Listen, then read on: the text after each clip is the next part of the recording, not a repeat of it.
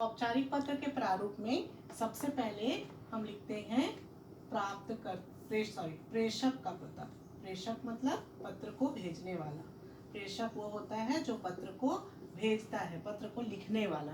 तो यहाँ पर हम छात्र लिखते हैं, छात्रों को लिखना होता है, तो यहाँ पर ज़्यादा अच्छा होता है कि हम लिख देते हैं परीक्षा भवन। नहीं तो आप अपना पता भी यहाँ दे सकते हैं।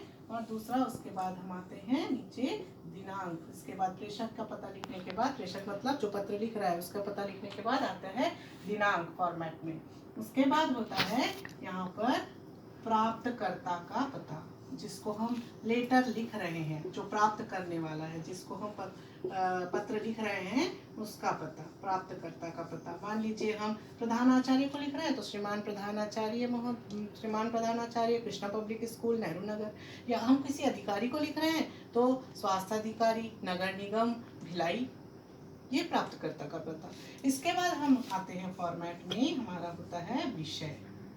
विषय जो भी आप विषय है उसको हम लिखते हैं, जो हम आपका पत्र का विषय है उसको बहुत सहज और सरल शब्दों में, कम शब्दों में हम विषय को लिखते हैं। मान लीजिए आप स्वास्थ्य अधिकारी को पत्र लिख रहे हैं, तो स्वास्थ्य अधिकारी को अगर आपका विषय है कि मोहल्ले में कूड़े कचरे जमने बाबत, मतलब उसकी जानकारी देने बाबत, कूड़े कचरे मोहल्ले के में कूड़े कचरे जमने की जानकारी देने बाबत, ये आपका विषय।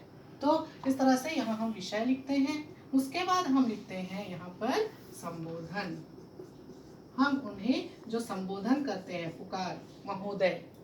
अगर आप प्रधान आचार्य को लिख रहे हैं या किसी अधिकारी को लिख रहे हैं तो महोदय, मान्यवर, इस तरह से हम संबोधन करते हैं।